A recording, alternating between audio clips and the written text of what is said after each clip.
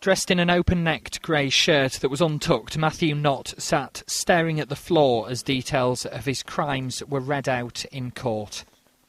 Back in May, he logged onto a social networking site and got in touch with his teenage victim. He told her he was 22 and he knew her age as well, but then said he felt bad for being attracted to someone who was 13.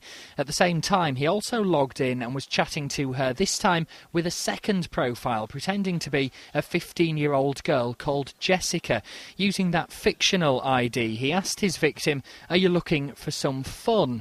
When she asked what sort of fun, posing as Jessica, he replied, "Knickers off sort of fun." Then, back under his real name, he asked what sexual activities she'd like to try. She replied, "Dunno." He carried on speaking as Jessica to persuade her to meet the man that she'd met online. She, of course, not knowing that both conversations were with him. After persuading her to send him a semi-naked picture, they arranged to meet less than a week later. Knott picked up the 13-year-old in his car. Inside, he asked her to remove her underwear, but she refused. He then brought her back here to his flat. Inside, they went to his bedroom, sat down and they began kissing. Later on, she told police that she didn't find him attractive, but the two had sex, and then immediately afterwards, he drove her home.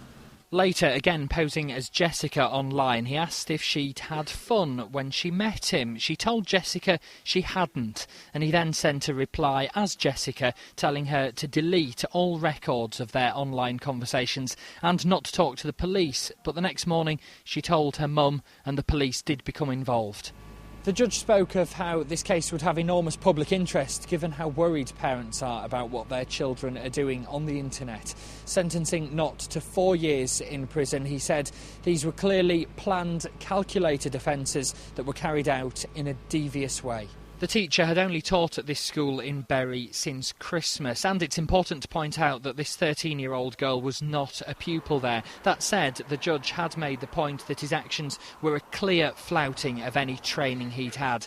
Knott's been told he'll stay on licence when he's released from jail and will be banned from having internet access and any unsupervised contact with under 18s. James Webster, Channel M Today.